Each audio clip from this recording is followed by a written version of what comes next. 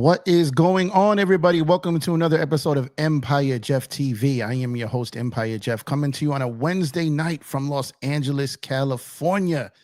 And I'm excited tonight. We have a guest tonight, a guest at the beginning of the show for once. I usually got guys that come in later, so this is fun out the gate. You guys know who he is unless you're living under a rock and you watch the Dodgers and you follow the Dodgers. Dodger Heads own, Dodger Blues own, the one, the only, Mr. Jeff Spiegel. Thank you, sir, for joining the show tonight. I appreciate you. Yeah, it's a pleasure to be here.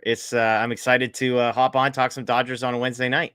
There we go. Now we'll get right to it because you know what every Dodger fan wants under their Christmas tree right now. You know what they're asking Santa for. You know what they're asking for the baseball gods for. Literally everyone wants Teoscar Hernandez under their Christmas tree right now, right? And then at Dodger Stadium. So some interesting news of and some gamemanship going back and forth here, you'd probably say. You got other names linked. You got contract details starting to be leaked here.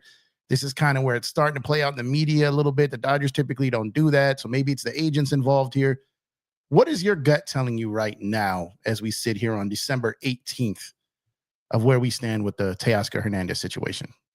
So I understand the fear, the worry, the anxiety. The longer this goes on, we are a people that default to anxiety and doubt and skepticism. And every day that we have to think about Teoscar Hernandez, we somehow convince ourselves it's less likely he's going to be a Dodger. I have remained consistent. He's going to be a Dodger.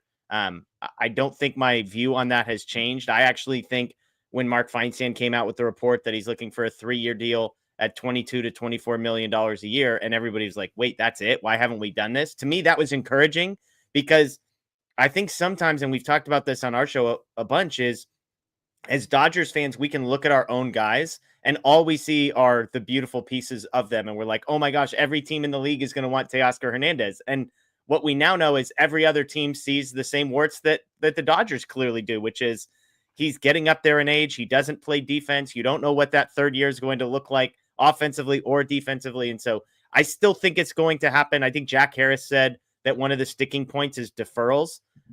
So if we've gotten to the place where, as he says, they're close, but one of the things is how much money is deferred, that to me feels like the type of gap that's eventually just going to be bridged, and they're going to make this happen.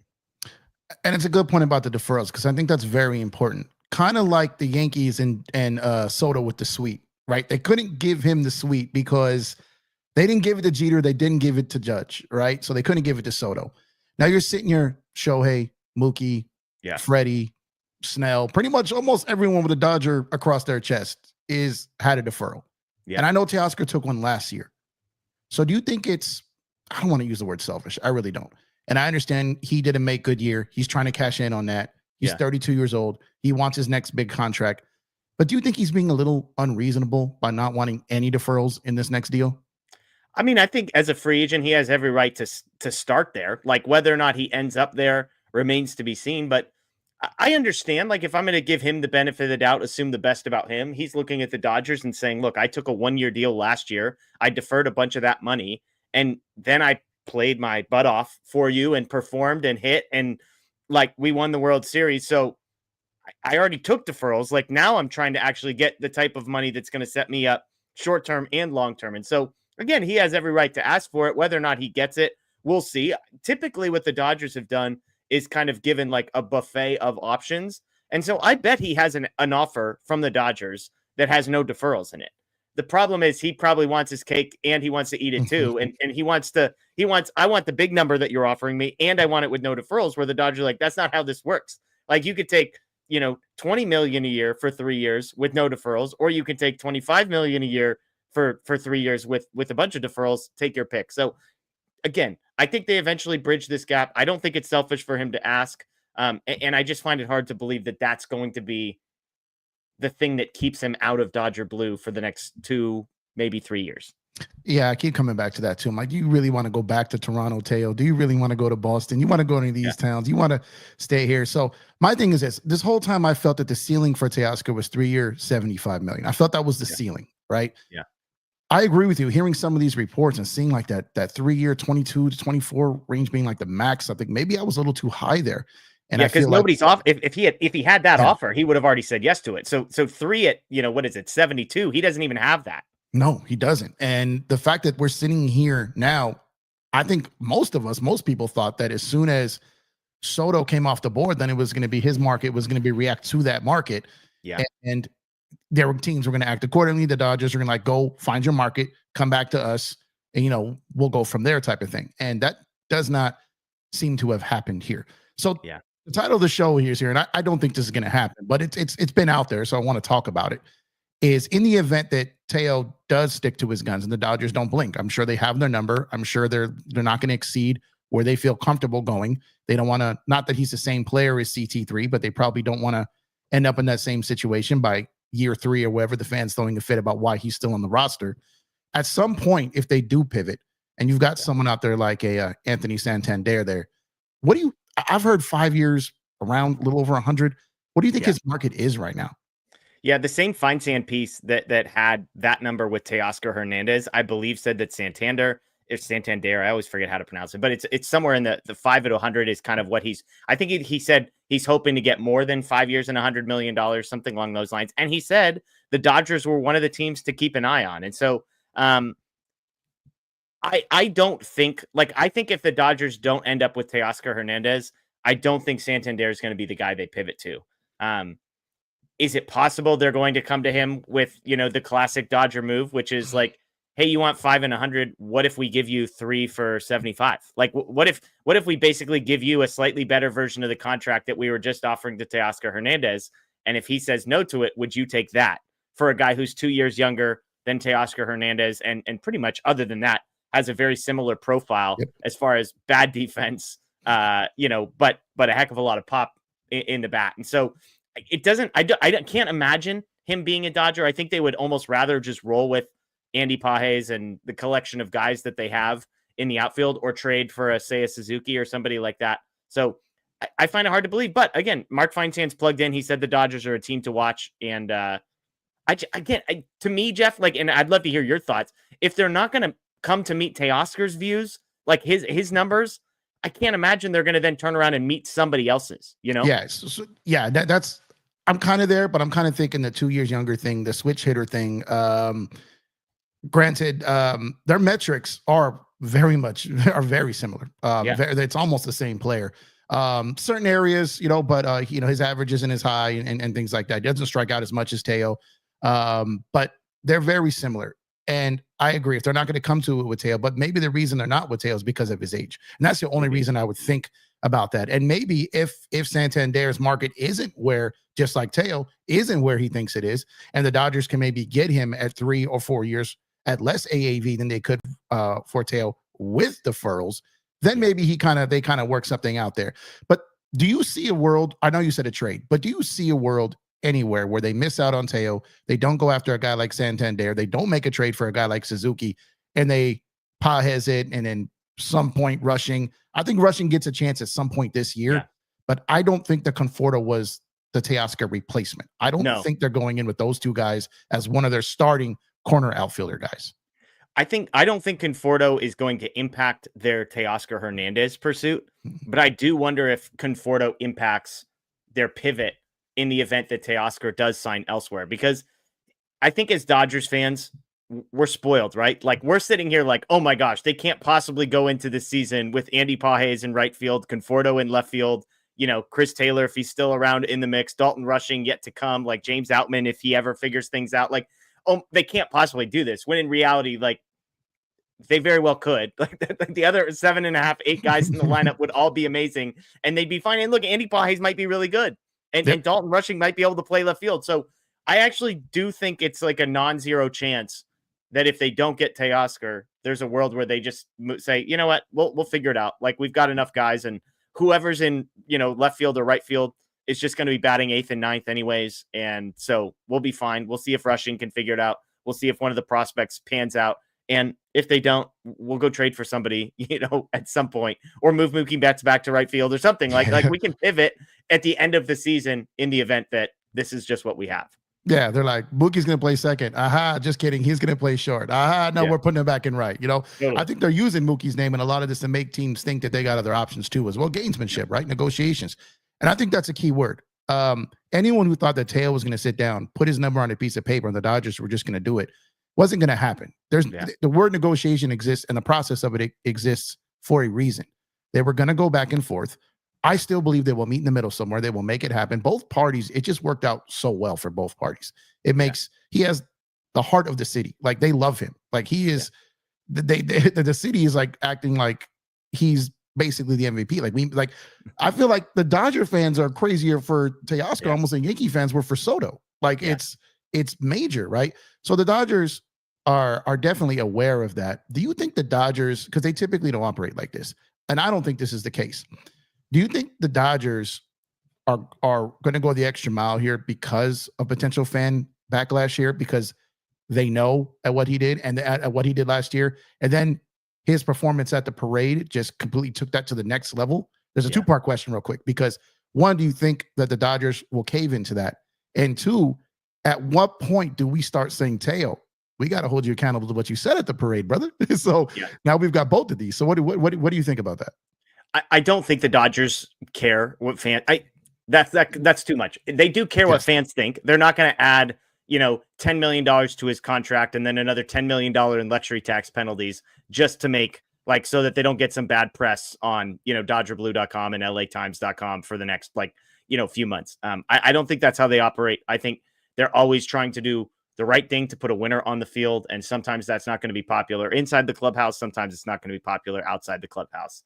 And I think both sides have equally, quote unquote, hurt their leverage in these negotiations. Teoscar Hernandez made very clear he wanted to be a Dodger, and I'm sure Andrew Friedman and company made note of that. But at the same time, Dave Roberts has continuously come out, Brandon Gomes, Andrew Friedman have all come out and said, we really want Teoscar Hernandez back as well.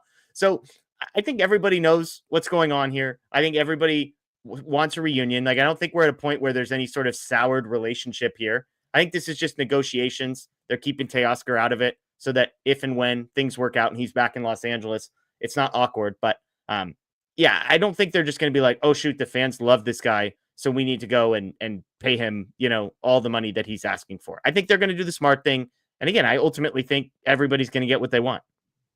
I agree. I don't think there's any type of contract standoff or contract dispute or a guy facing an extension and there's bitterness. I think people, he played through the season and everyone was screaming, extend him. And for both reasons, one, he took a 1-year make good. He was building up his value. The Dodgers wanted to see how he did come playoff time, right? Yeah. How does he shine when the lights are at their brightest? He's never really been there outside of a wild card game, right? How does he perform? And so it wasn't just as simple as, okay, the guy had a good 90-day stretch, extend him now. That was never going to happen. It really probably wasn't wise for either party. So I still do think that it comes down to that, where they do make it work and it does happen. But let me ask you this. Do you think that the Teoscar situation, if the Dodgers are in on another name here, Tanner Scott, do you think that the Teoscar situation, one way or another, impacts that, whether Teoscar stays or goes, and that money they have to work with there? It's a great question, because I know, again, I was watching LA Times had a little video thing, and this was one of the things they mentioned was, are there some other things holding up the Teoscar Hernandez market, whether it's like Alex Bregman and what he decides to do, and if that money can get sent somewhere else, not from the Dodgers, obviously, but from some of the other teams who might be interested in Bregman.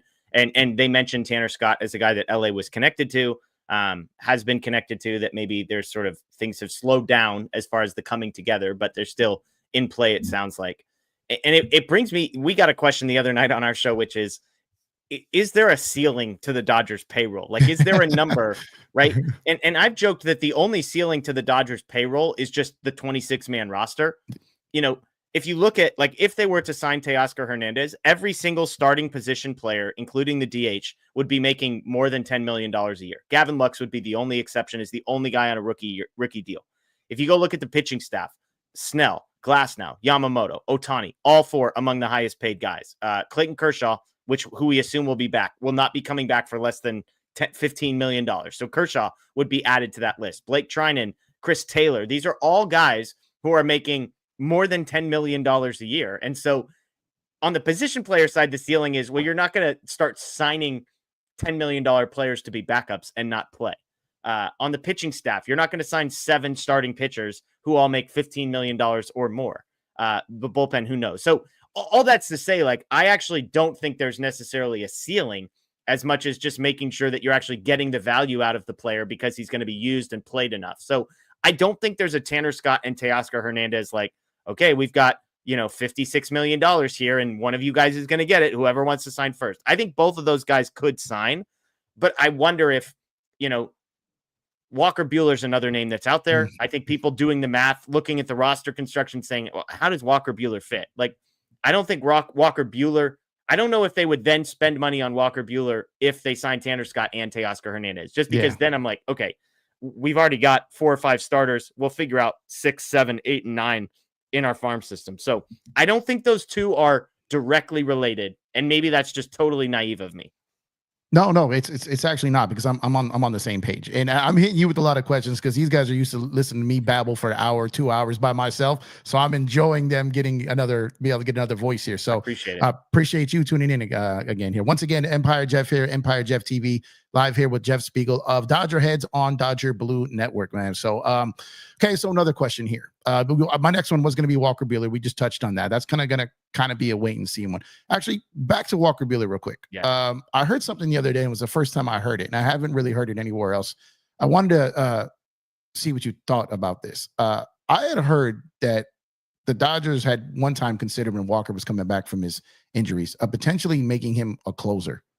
And then when he went out there to shut it down at the end of the playoffs there, I still think he wants to earn as a starting pitcher. Yeah. But I don't know if they don't get Tanner Scott and like, look, we'll pay you, but we're gonna do you think that's some potential there? Or do you think there's no chance that happens even under a 1-year thing? I think 2 things would lead me to believe that the relief pitcher thing wouldn't work. One is the one you mentioned. I think, and I don't mean, this word is often a negative word. When it comes to Walker Buehler, I'm not using it negatively. I don't think his ego would allow him to become a relief pitcher full-time yet.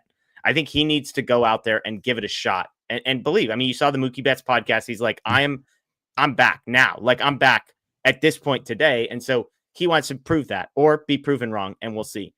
The second thing, though, is less to do with who he is as a competitor or anything. I just don't think he has the stuff. Typically, a transition from starting pitching to the bullpen coincides with, a lack of command, or like you have stuff, but you can't, you only have 2 pitches and not 4 pitches. Like, it doesn't really matter. Like, Buehler's fastball isn't good. He's not getting swing and miss. For the rest of time, he will not be a pitcher who's striking out 10 guys per 9 innings. Like, that's just not who he's going to be. And so that makeup in a bullpen, to me, doesn't make a lot of sense. I think he still has value as a starting pitcher. I believe in him because of what he's done for the organization, how he's sacrificed. He's a guy that I would like overpay and then some just to reward him. And because I want him to be a Dodger so badly, I understand the people saying it doesn't make sense. They don't have room, yada, yada, yada. I get it all. I want to see Walker Buehler in a Dodger uniform for the rest of his career personally. So I would love to see it. But to your question, I don't think it's going to be a reliever for those 2 reasons. Gotcha. Stay on the reliever thing for a topic here. This is great. Quick answer, quick I love quick question, quick answer. Okay, so we heard, I think it was yesterday, unless my memory's wrong here, that Devin Williams thought that he was going to be traded to the Dodgers. Yeah. And for him to be told that would have meant that they were far along in negotiations, that they thought a deal was going to happen. And I find it interesting that the Dodgers were looking trade. Maybe they had him number 1 and Tanner Scott number 2. I thought it was going to be spend the money and then maybe trade later, but then you kind of heard Freeman say the other day of just doing it now, not have to get everything you can now and not dump at the trade deadline, right? The prospects and stuff. So I found it interesting that their first option potentially was Williams. So do you think, what does your instincts tell you now? Do you think they potentially look to trade for another bullpen guy, or do they just I don't know if they're getting a bitter bidding war for Tanner Scott, and I don't even know who else is in on him right now. Yeah.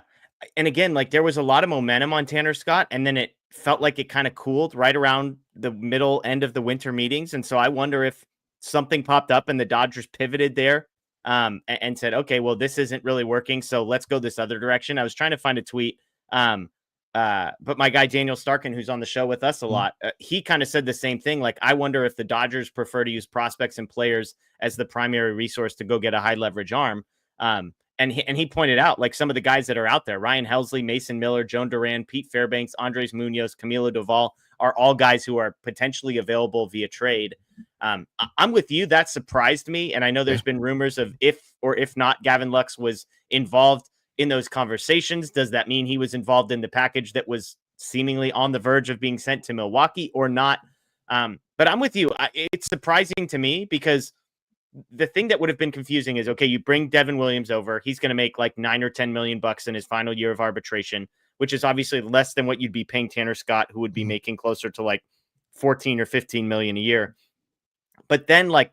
Then do you just pay him the Tanner Scott money after? So now all of a sudden to get Devin Williams, you've got to give up Gavin Lux and, Hunter Viducha or Tony Gonsolin or something like that, and then go pay him Tanner Scott money. To me, that doesn't make any sense. Unless they think he's way more valuable than Tanner Scott, which is possible. Devin Williams is really freaking good. I personally would prefer just paying Tanner Scott the money. Give him the big contract. Don't give up the prospects. Don't weaken your team in one area to make it stronger in the other. So I still think Tanner Scott's possible. I still think he's on the table. Again, I think a lot of these moves, when momentum builds and then fades, we can talk ourselves into being like, oh man, I guess it's not going to happen. It's like, or nobody else is pursuing this guy either. Like he just because the Dodgers haven't finalized, it doesn't mean somebody else is closing the deal behind closed doors. Yeah. It's just very interesting. You got Kopech coming up soon too, right? Yep. He's talked about potentially wanting to go back to being a starter. So that comes into play at some point. If Dustin May, if they can get anything out of him this year and add him into that pen, then you're just looking at just adding more filth to that pen there and things that can't get done. But the Tanner Scott, so you think Tanner Scott gets between 14-ish million a year? I saw the last number I saw was like, I want to say it was 4 years, 54 million or something like that.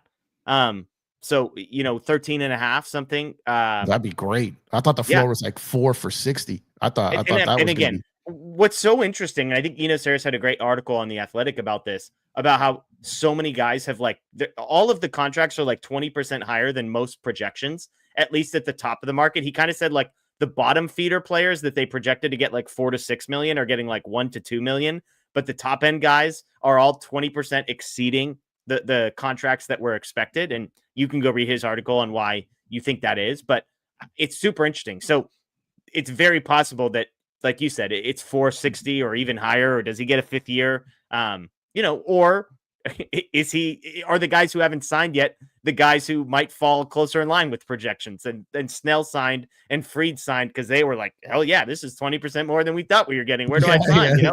And the rest of these guys are like, wait, where's my extra 20%? And that's not, they haven't signed. So, I don't love paying 55 to 60 million for a reliever. I'll be honest about that.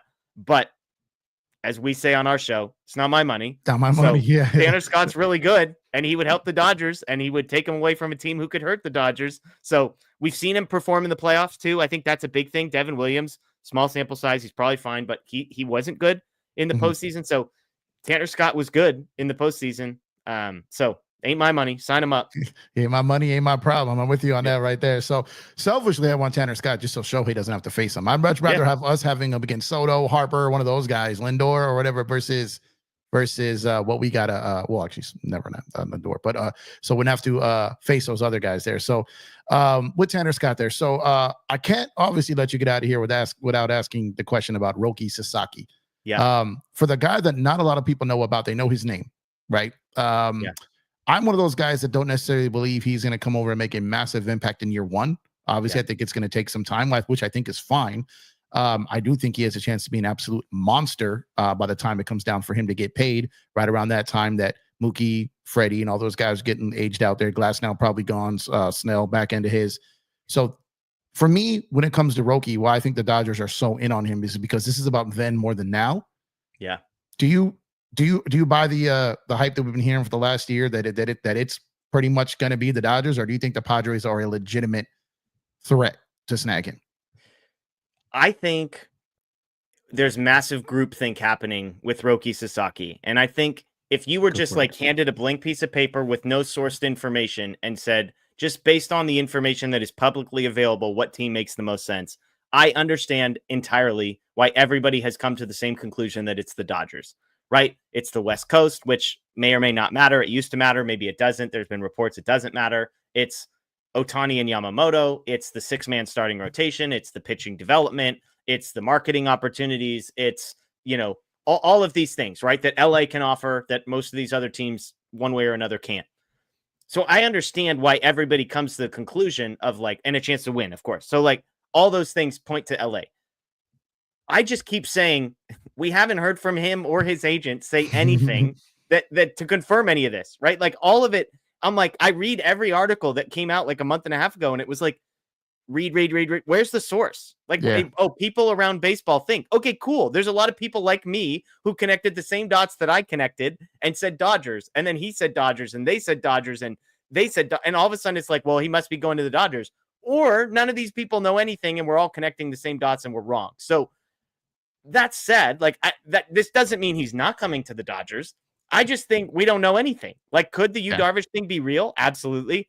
Could it be he's older and going to be gone in like a year or two? And so, like, why would Sasaki want to go to play with him for 1.5 years or whatever? Like, valid. Does he care about the West Coast? Maybe not. Like, does he want to go to a smaller market? Does he want to be away from Ohtani? You could talk me into all of these things. So I think the Dodgers are going to be favorites. Like, I understand why they're favorites. I just refuse to believe that it's this slam dunk. Oh, it's already finished. It's over. The Dodgers cheated, blah, blah, blah. Like, I just think all that's nonsense. Until we hear from Sasaki or sources close to Sasaki, which we haven't, I'm not going to get my hopes up. I'll put it that way. Fair. That's fair. Kike, back or not Coming back? Coming back. I think so too. Too. And Kike's already, Kike, like, he thought about leaving a few years ago. He left, and the grass was not greener. Like, and then he came back, and guess what? He loved it here, and the Dodgers value him. He's just the classic. He's already left and come back. Nobody values Kike the way the Dodgers do. Nobody can give him a role like the Dodgers can, and nobody's going to help him win like the Dodgers can. So they'll figure that one out. Kike, like we've talked more than anybody else that's a free agent other than Clayton Kershaw, I think Kike is like borderline lock to come back to the Dodgers. I felt that way too. I feel he's earned it. I feel he's deserved it. You know, what that guy brings you in the postseason, just the clubhouse. We talk about Teoscar in the clubhouse, Kike in the clubhouse. All these guys are very, very important at what they do there. Speaking of clubhouse, and a couple more, I'm gonna get you out of here. So a couple more here. Dave Roberts. Does he get extended this offseason? Oh yeah. Big contract. We were talking last night. Do you know, so Craig Counsell makes the most money of any manager, $8 million. And this number is hard to come from. I think it was Front Office Sports was where I got it.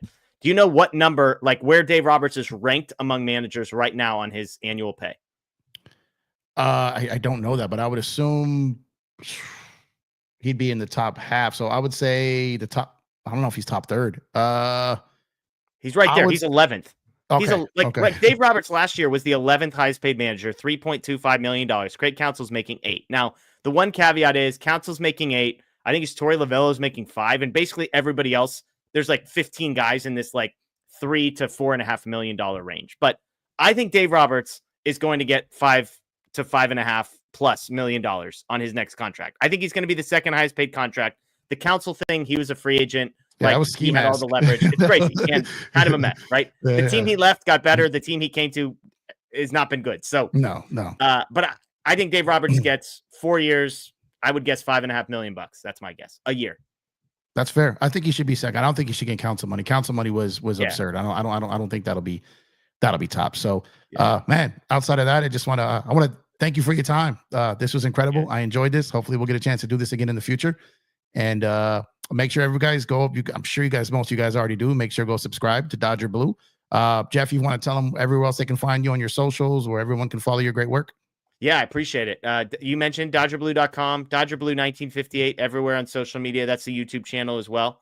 I'm live Tuesday nights and Sunday nights on our channel. We've got another show. Blake and Scott go live every Thursday night on our channel. And then we've got short videos that we try and bring you just about every day of the week in the morning as well. You can find me at Jeff Spiegel on Twitter, X, whatever you call it. And that's where I'm at. So Jeff, thanks for having me on. Thanks everybody for joining us to talk Dodgers on a Wednesday night. And like you said, we'll do it again sometime soon.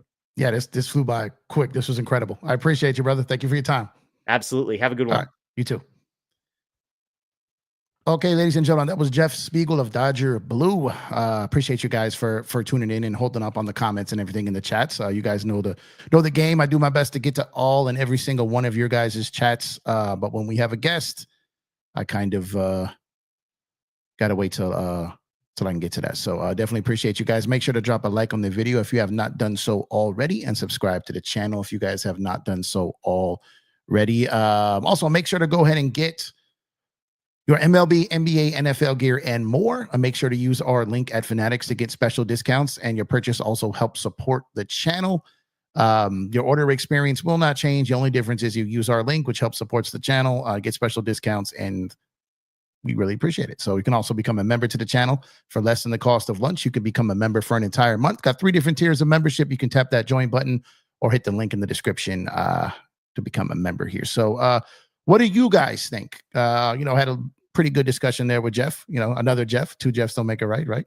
So appreciate y'all for tuning in there. But he seems to feel like we all kind of feel that Teo will be back. They will kind of meet on a number and everything will pretty much work its way out. But if it doesn't, I do like some of the things he mentioned there. Santander, I don't know if that's going to happen or if it's possible, what his number looks like, a trade for Suzuki, something like that. So what do you guys think in your heart of hearts right now as this goes on? Do you think do you guys think we get Teo back before Christmas? Do you think we get an announcement before Christmas? Or do you think that this goes on for a little bit? This goes past Christmas and we got to sit there with our families on Christmas talking Dodger baseball, talking about Teoscar Hernandez and why he is not re-signed with them. Hold on, wait a minute. I'm just seeing something. Hold on a second here.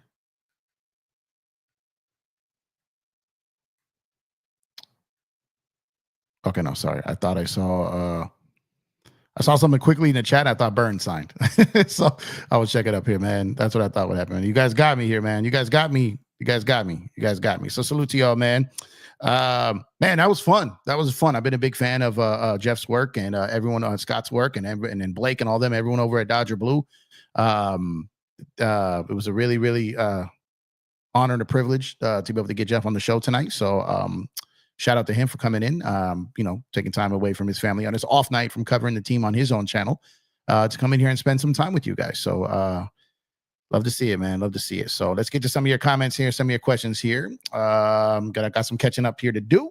What's going on? Michael said, Jeff and Jeff, what a team. Yeah, when you're calling someone else your own name, you got it. It's a little weird at first, but you get past it, right? Chris, what's up, my brother? Chris, the art director of the Graphic God. Appreciate you, man. Hope you're doing well. Joe, Mr. Ox 1947 said, what the hell is this? What's going on, sir? I believe they're live over at Lakers Fast Break, so make sure to go subscribe to Lakers Fast Break. To the gentleman, Joe Glassford over there, and Joe, who's not the gentleman of the show. He is the kind of like the Rottweiler, the bulldog over there at Lakers Fast Break. Roy Estrada, what's going on, sir? Appreciate you. He said, go Blue. Thank you for tuning in. Talking to each other. Let me mind my business. Jennifer, what's going on? All I want for Christmas is Teo, she says. Yeah, I'm telling you, man, every single Dodger fan, all they want under their Christmas tree this year is Teoscar Hernandez signing his contract. A picture of that. Signing a nice 2, 3, whatever year deal to return to blue. That's what every Dodger fan wants this holiday season, myself included. But there's potential that it won't happen. So we got to talk about it. I've the whole time felt and said it would. I've heard it would, that it was pretty much gonna happen. Like there's no way these two parties part. But until a contract is signed, you just don't know. You just don't ever know. I don't think they're going to reach a point where feelings get hurt. I don't think they're going to reach a point where they want to move away from each other. I don't believe that happens, but you never know. It's business. It's not personal, right? So sometimes things can happen. If someone come over and have a wild offer, someone gets froggy, maybe he leaves, maybe he leaps, man, but we'll see. Let's see. Oh, so he didn't know that he didn't pick up on what it was. Joe has no clue what you're talking about. Joe has zero clue what you're talking about. Oh man. What's going on, Alfonso Lucio? What's going on, sir? What's up, everyone? Checking in from the Grove. What's going on, sir? Appreciate you tuning in at the Grove. Thank you for tuning in. Thank all y'all for tuning in. How's your holiday seasons and shopping going? Are y'all done with your holiday shopping, man? Y'all done? You got everything wrapped up and completed? I'm almost done with all my shopping, but literally nothing is under the tree, man. I got to get my act together. Man. Wow, we got Jeff and Jeff tonight. Yeah, incredible, man. Just incredible, man. I'm blessed. Blessing.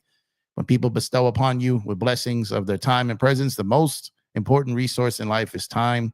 And when someone decides to give you their time, you always honor it. You always respect it, man. So shout out to Jeff. Make sure, again, I'm pretty sure you guys already subscribed to Dodger Blue, but if you guys don't, go check out their show. They're incredible. I watch just about every episode live, and if I don't, I watch the replay, man. Great guys over there. Roy says Jeff times 2.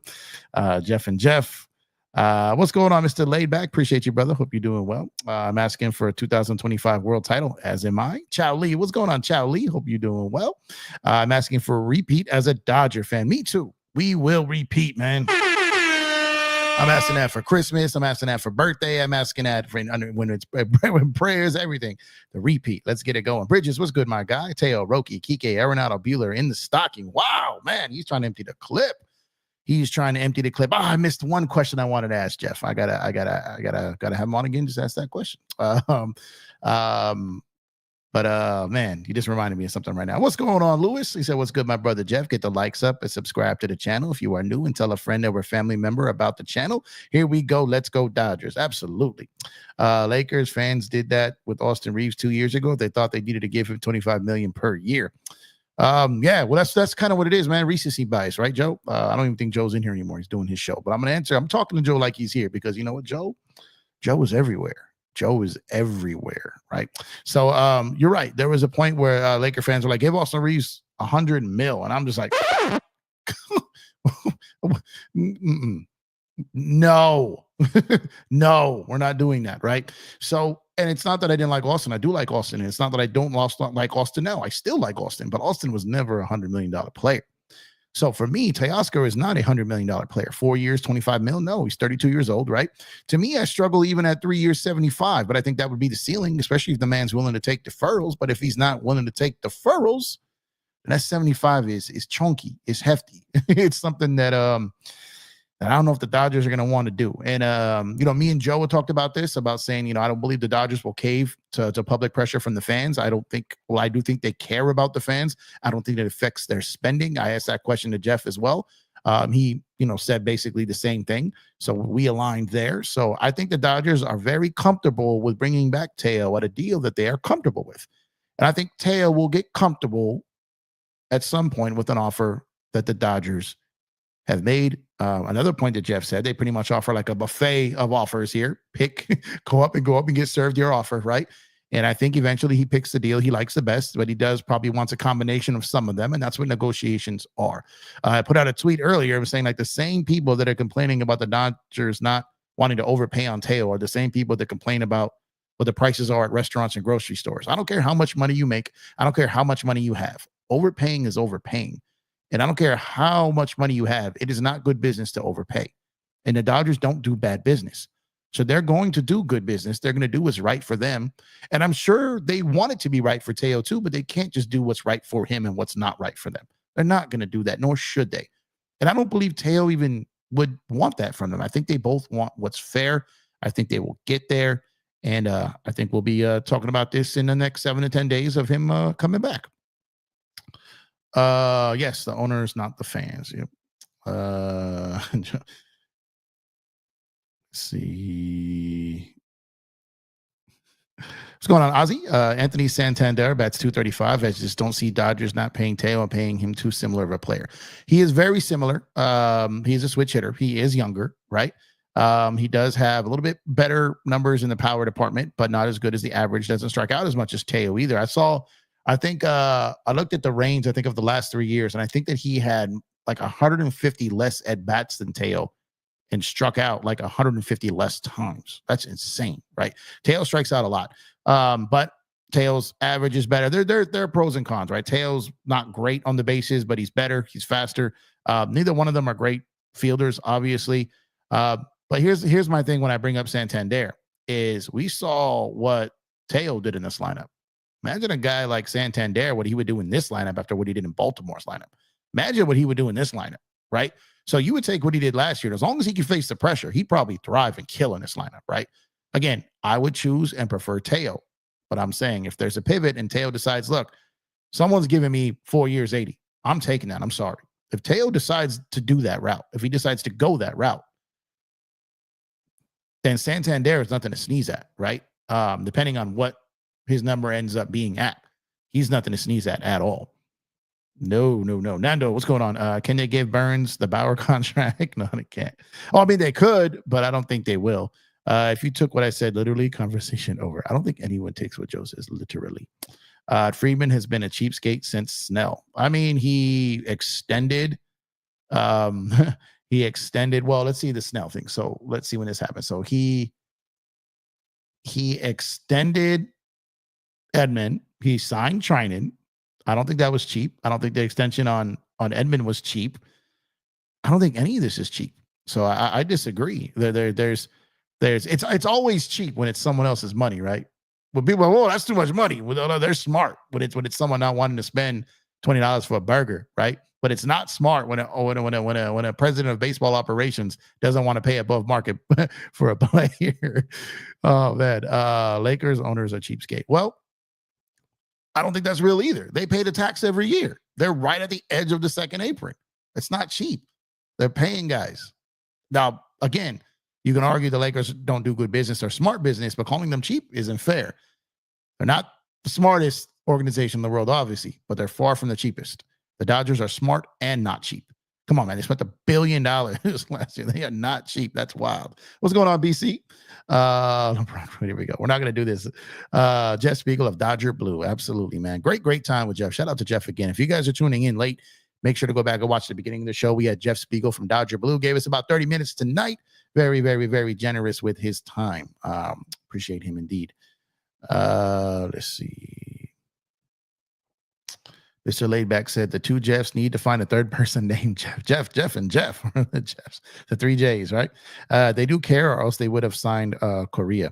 Well, Correa is not a free agent, first of all. But you talking about when he was a free agent? No, but I think here's the thing. If the Dodgers felt that Correa could make their team better and they could get him for next to free and he filled the need, honestly, I think they do it. But here's the thing.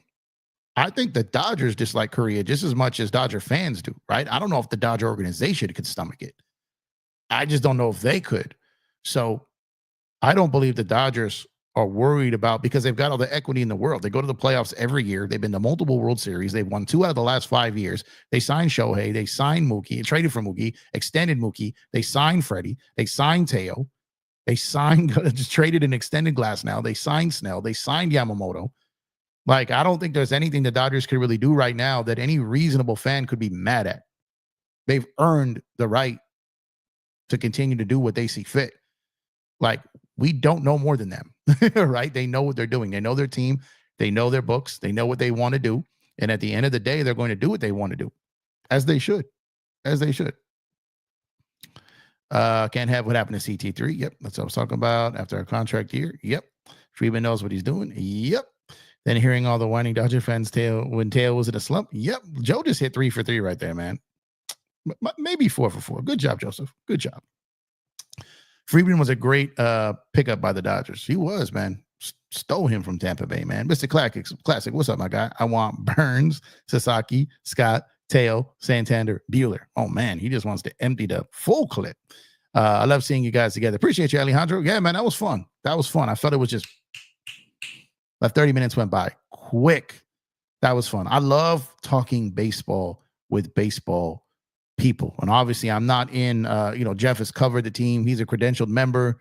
They run a massive show over there on Dodger Blue. The fact that he was willing to come down to my little YouTube world down here as I'm getting started. Very, very humbling.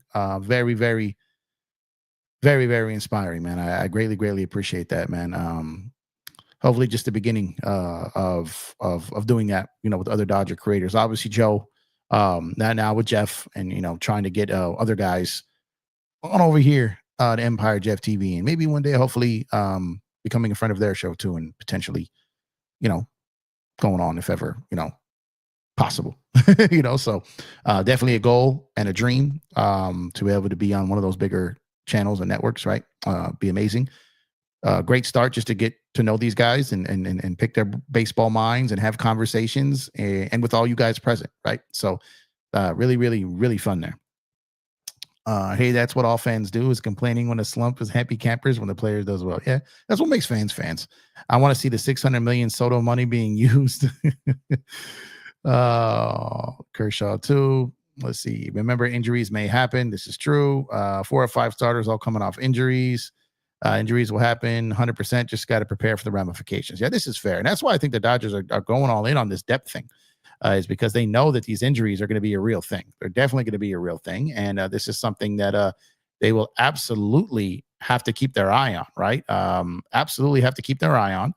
And I think they should. And let's see. 1 second here.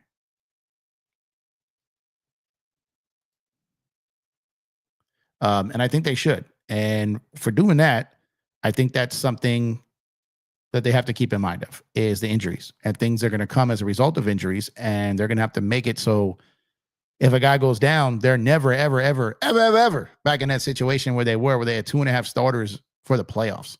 They can never, never, never go down that path again, man. They can never, never, never go down that path again, because that is an absolute no-go.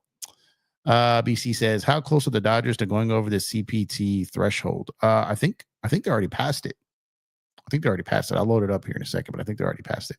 Dodgers are getting money from the bottomless pit. They do have at some point it becomes non-bottomless, right? But I think, like Jeff said, it's not about the dollar amount they're going to get to. It's going to be the 26-man roster is like what it's going to get to.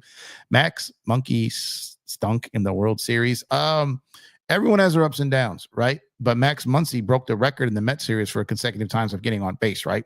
Teoscar Hernandez was great in round 1, was not great in round 2, was better in round 3, right?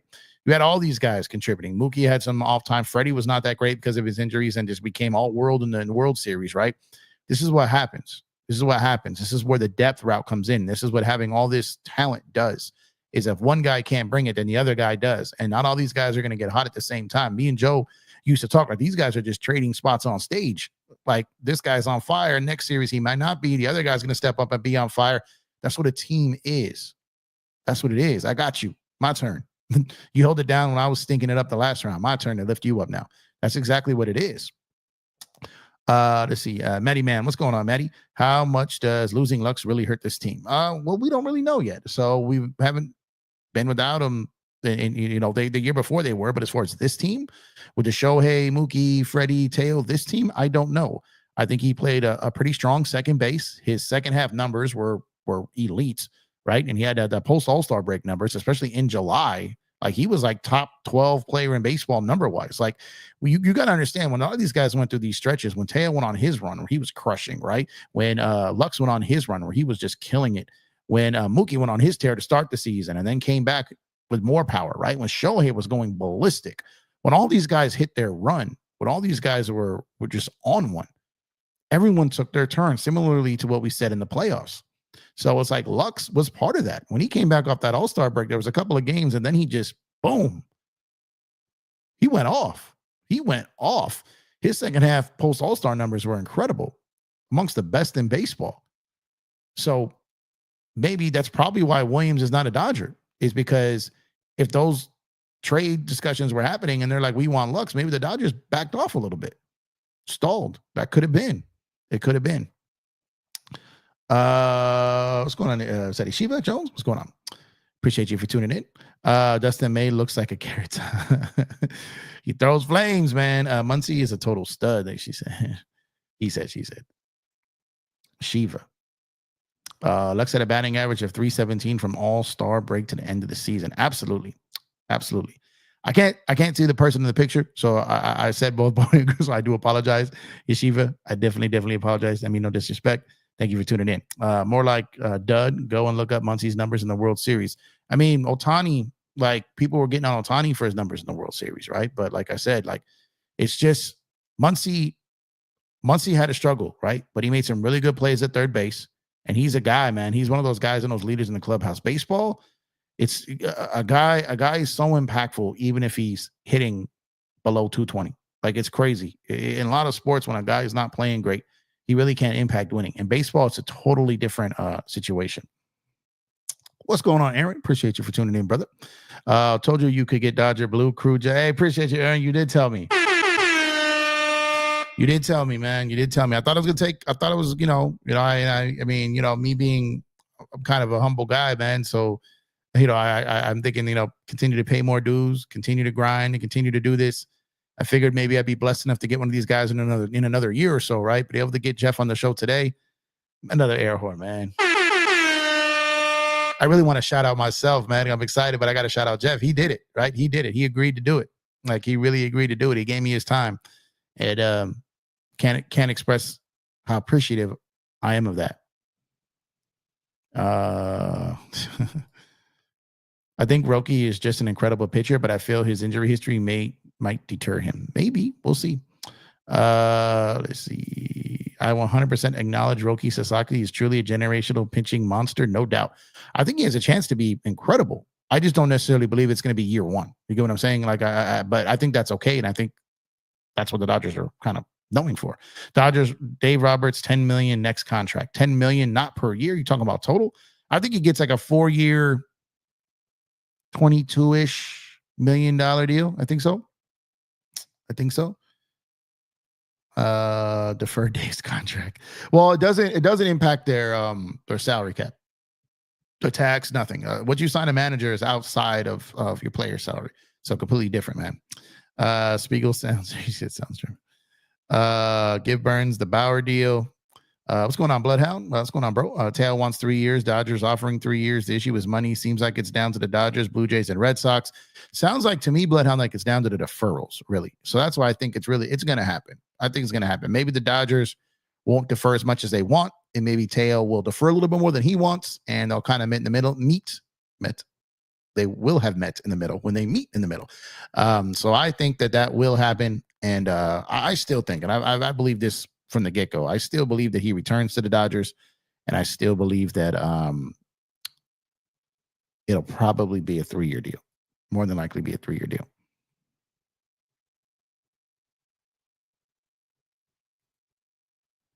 Burns 6 years, $180 million. Whew.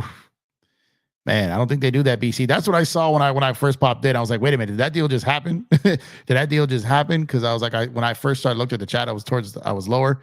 I saw that, so I thought it happened. You had me running over to Twitter X, looking like a deal happened. You see what you did, man? You see what you did? Oh man. Let's see. Shaq. It takes two to make the things go right. Cool to see you speak with Spiegel, Jeff. Yeah, it was cool to do it. Very, very cool to do it. I really enjoyed that. I hope we can do this from time to time. He's a busy guy. He's got his own show. So don't want to be greedy. I'm gonna bug him all the time, but definitely something I would like to see happen again for sure. Dre, what's going on, Dre? Salute, brother. Hope you're doing well. Happy holidays to all you guys, man. Hope you guys are looking forward to this holiday season, spending time with your families. You know, I am. Can't wait. And but you can do your boy a favor, drop a like on the video, subscribe to the channel if you have not done so already. I had someone making fun of me in the comments, telling me I was begging for subs and likes. So one time for that person, please like and please subscribe to the channel. Because it's not begging, it's what we do on the show. Like every show does it. I don't know why I'm being attacked, but it's all good. Please like and subscribe. By February, the deal will get done. You think by February? Wow, that's a big date. That's a big gap. That's a big gap. The posturing by the agents and the organization is annoying, but a necessary evil. I hear that. Where you at, Laker Jeff? It's almost trade season. I'm coming back. I expect to be back at or around Christmas. A lot going on right now, and I'm really wanted to ride through this baseball off season while the Dodgers has stuff in play. This is going to calm down. NBA is going to pick up. I've already started catching up. I've already started doing my crash course. I haven't been as locked in on basketball. I've been getting back into it, been watching, been paying attention, been listening, got my ear to the street. I heard that Darvin Ham nonsense today. I may come back on that video alone because the Darvin topic is so toxic and everyone just loves it. I hate it, but at the same time, I think that's something that should be talked about, and I might want to talk about that. But I'm coming soon, Bridges. I'm on my way. They threw the bat signal up. They said, I'm walking around here thinking it's all good. I'm doing baseball. Nobody misses me. My DMs say otherwise. Get some of that staleness of some other stuff, come back, bring that energy, something different that you guys haven't had all season. So appreciate you.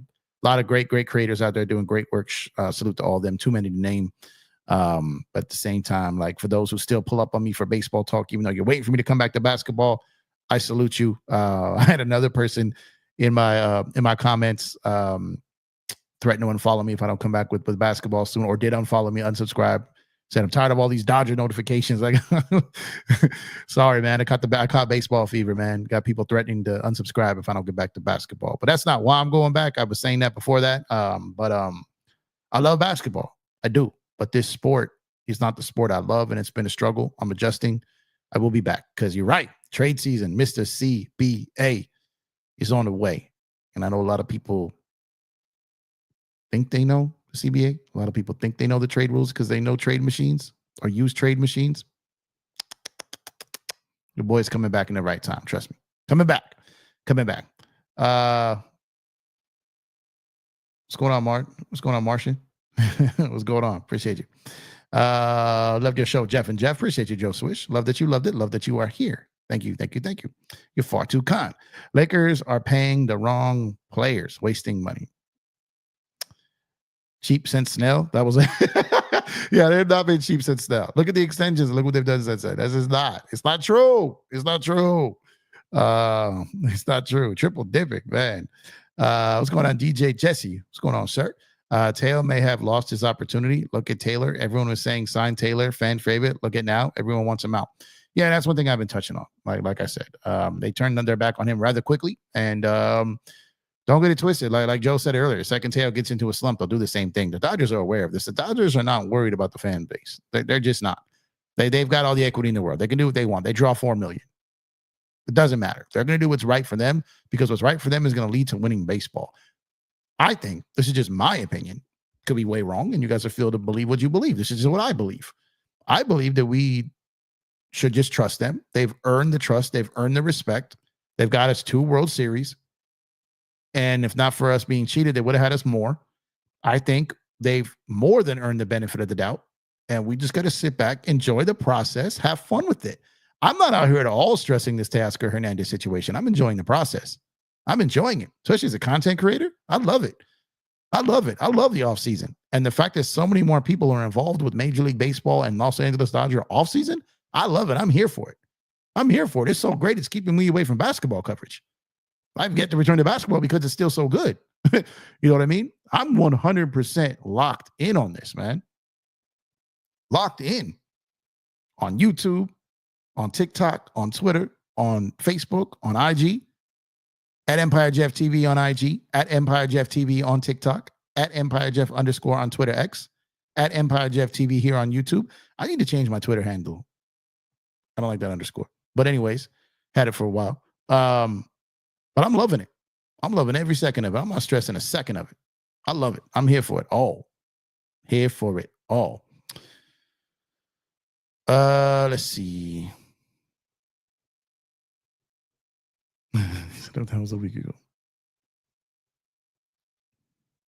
In Friedman, we trust. Absolutely. Cheating Korea. If I own the Dodgers, he couldn't pay me to be on my team. And that's what I'm saying. I don't think it's the Dodgers worried about the fans accepting Korea. I don't think they could stomach it, to be honest with you. I don't think they would want to. Let's go Big Blue. Back to back. Absolutely. Aaron says Muncy's defense in third was excellent in the World Series. It was, including that play he made for the first out of the ninth inning of Game 5. I don't know. Sasaki is giving me a Strasburg vibes. He's going to break. Now, no, even if he does, like the amount of money you're going to be getting him up front is going to be beautiful. It's going to be nothing, right? So there's no risk there. Build back blue. We can have the Jeff and Joe show in between big channel appearances. Of course. Joe's a big channel in his own mind, right? Joe, Planet Sorrow, like I said, right? We're all big channels in our own mind. Joe and Planet Sorrow, man. Joe and Jeff episode in 2025 Dodger Talk. Dodger Talk is going to be atmospheric in 2025. It is. Petition to bring back the Think Blue sign. Aaron says, dude, how can people be pissed when the Dodgers are the champs? That's what I was saying. You can't be. Arenado turned down the Houston A-holes. Is there a chance he suits up in blue? Joe, that's one other question I had for Jeff, but couldn't get to it. I forgot. I fired all of them but that one. Every single one but that one I missed. So I apologize. I got all of them but that one. And because he was gracious with his time, I didn't want to keep him too long, obviously. So I forgot that one. And I'll ask him on his show in his chat, from that one. But yeah, because I don't know what that situation. But as long as Muncy's at third, I just don't know where you put Arenado. I don't know where you put him, right? So I just don't see it happening. I don't think you have a guy like that on your bench.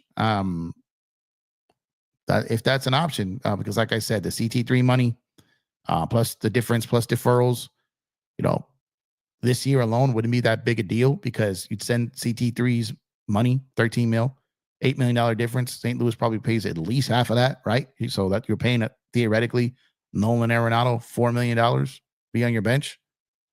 Man, I might take that. Case of injury. I mean, Muncy missed like 3 months. I mean, there's a chance, injuries or something, man. Have a guy like that, clubhouse guy, leadership guy, that glove if you needed to for $4 million, probably max. Something you might have to consider there, man. Props to Arenado. A lot of respect for deflating the Astros. Like I said, you got to tip the cap to him, man, when that happened. Absolutely. Dodgers will be the team of the decade. I think so. Don't care. I think so. And I think that obviously they won 2020. Now they won 2024. I think this is absolutely a chance for them to be a potential team of the decade and a team of the ages. I think this is going to be absolutely the golden era of Dodger baseball. And loving every second of that. It's absolutely incredible. So on that note, I'm going to go ahead and shut it down, guys. I appreciate it. You guys could be anywhere in the world, but you're here with me. Again, I appreciate it. Make sure to drop a like on the channel. Subscribe to the channel if you have not done so already. If you are on Twitter X, make sure to drop a like on the post, repost the post. Make sure to follow me on all the socials. Become a member. All the links are in the description. Once again, thank you so much to Jeff Spiegel of Dodger Blue, host of the Dodger Head Show over there on Dodger Blue. Great conversation. Great time spending with Jeff here on the show, going back and forth. If you guys missed it, go in and watch from the beginning. Jeff Spiegel spent about the first 35 minutes with me on the show. If you are watching the replay, let me know what you think in the comment section. And enjoy the rest of your night. Enjoy the lead up to the holidays here, Christmas Eve and Christmas, whatever holiday it is that you celebrate. And I'm appreciative of you guys, man. So good night. Good show. Have some fun. So I'll catch you guys on the next one.